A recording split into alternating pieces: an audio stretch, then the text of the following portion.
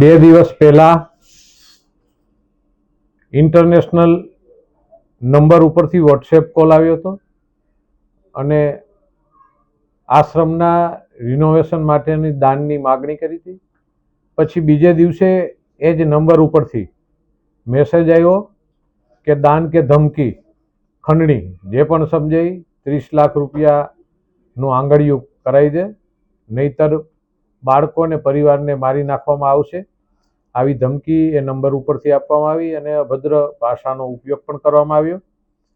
પછી રોનક ઠાકુર નામના વ્યક્તિને અમદાવાદ આંગળીયું કરવા માટેનો એમનો મેસેજ આવ્યો અને એમના નંબર લખ્યા. એટલે એની આધારે પોલીસની અંદર કમ્પ્લેન કરી દીધી છે અને પોલીસ એ દિશામાં તપાસ કરી રહી છે અને પોલીસ એ તપાસની આખરી ઓપ સુધી પહોંચી ગઈ છે એવી મને માહિતી છે. વધુ જે પણ હશે ડિટેલ એ પોલીસ તંત્ર દ્વારા આપ સુધી પહોંચાડવામાં આવશે. વ્યક્તિગત કોઈ સાથે દુશ્મની છે જ નહીં, લગભગ બધા મિત્રો છે. એટલે આવું કોઈ વ્યક્તિ હોય કે કોઈ સાથે હોય એવું કોઈ દુશ્મનાવટ આપણે કોઈ બાબતની છે પણ નહીં.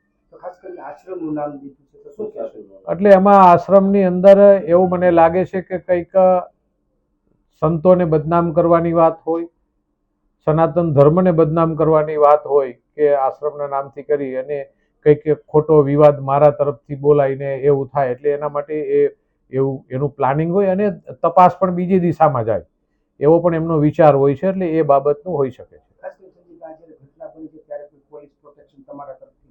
નહીં, એવું કોઈ મારે જરૂર પણ નથી પોલીસ પ્રોટેક્શનની, કારણ કે મારે કોઈ દુશ્મનો નથી, મિત્રો જ છે.